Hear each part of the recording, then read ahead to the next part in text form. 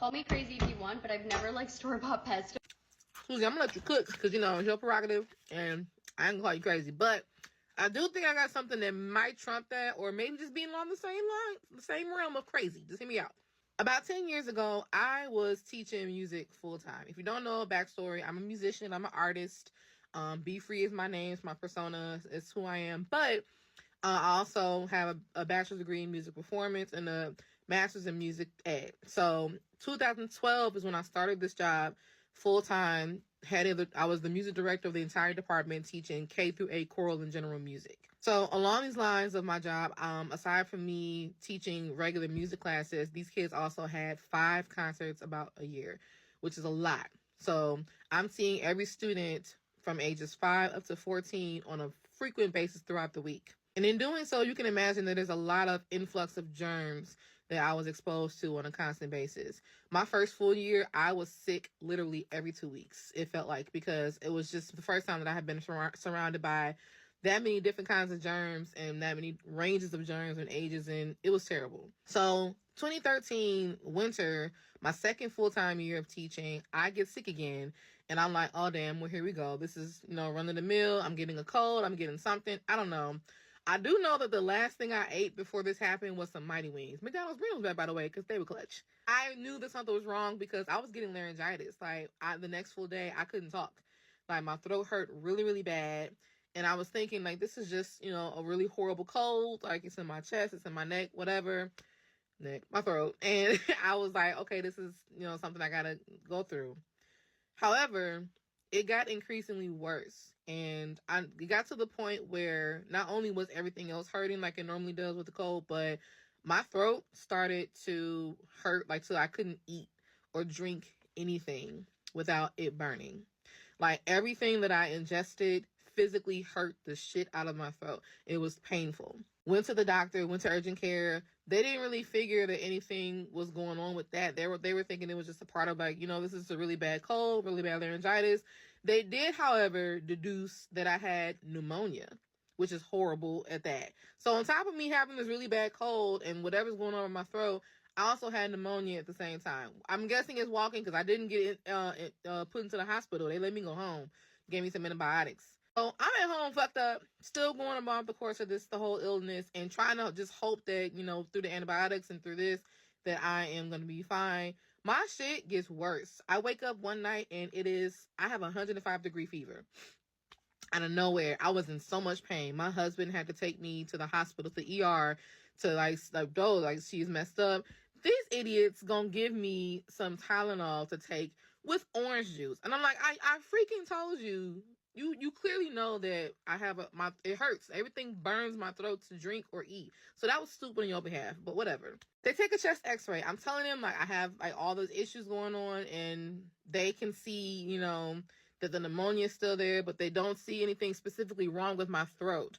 So again, they're all thinking that this is just a part of whatever's going on with me. So run the course. Weeks go by, and I am still fucked up. I end up having to go to an ENT, an ear, nose, and throat doctor, to see what is going on with my throat. Why is it burning? Why is it hurting? Why am I having this excruciating pain? Mind you, I could not talk. I could not speak. I could barely eat anything if it wasn't soup, and even that was hard. It was terrible. Finally, an ear, nose, and throat doctor deduced that, so aside from me having pneumonia, I also had a rare throat infection called herpingina. Now, as gross as that already sounds, herpingina is a rare throat infection that is contracted specifically through children. Yes. So adults can get it. It's something that runs rampant in kids, but adults can get it through them, like from them touching things or them not washing their hands after going to the bathroom, all sorts of things. Like, it's just specifically transmitted to adults through kids. And me being a music teacher, and I'm seeing fucking K through 8 every day, who knows who got me sick? All I know is I was fucked up. So now that I knew that, on top of me having pneumonia, I also had this rare ass throat infection. I was devastated because I could not sing. I could not talk. I actually had to lead a concert because I used up all of my PTO, by the way, because I was sick this entire fucking time. I used up all of my PTO. Could not do anything else. Had to come back to work. I was writing on writing boards. I was using markers and shit. I taught an entire concert of music just by banging out notes on the piano and putting words on the blackboard for them to see, for them to read. I could not sing shit. After that, I got into the care of another ENT at a hospital, old laryngology department that was specializing in this. They were able to help clear up my pneumonia and rehabilitate my speaking voice. I had to go through months of speech therapy just to get myself to be able to actually physically talk again. But even with all of that, I still couldn't sing. And the reason being was because I had went through so much fucking trauma.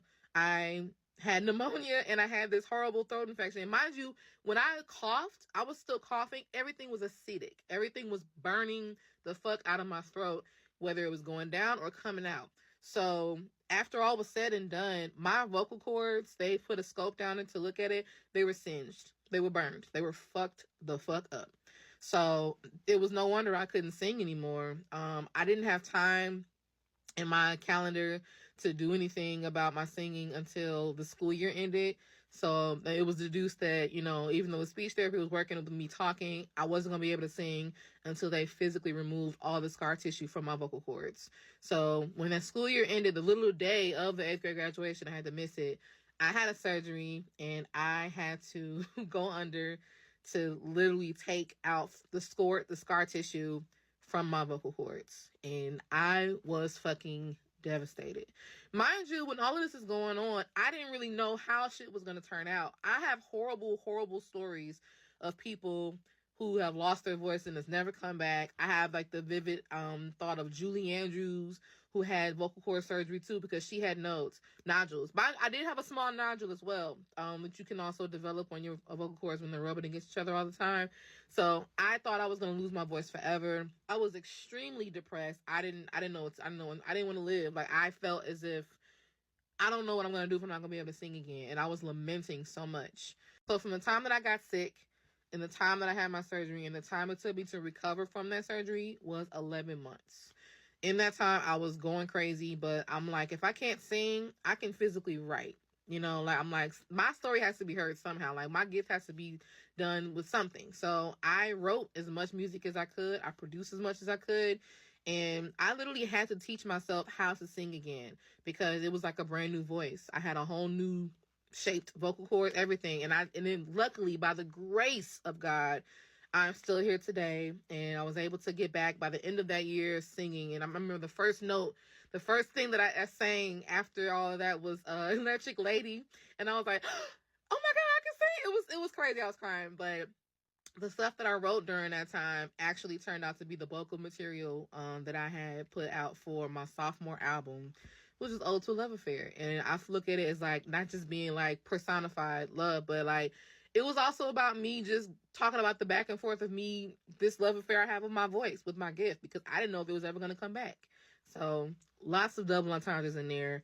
That was a wild ride. It's been a huge aspect of my career and my life and my survival and me overcoming shit. And I talk about it all the time, but I don't know if I've ever talked about it in full depth here.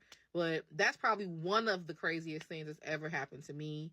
And it was actually 10 years ago from right now, which is so surreal to even be talking about it. But yeah, for raw pesto, right?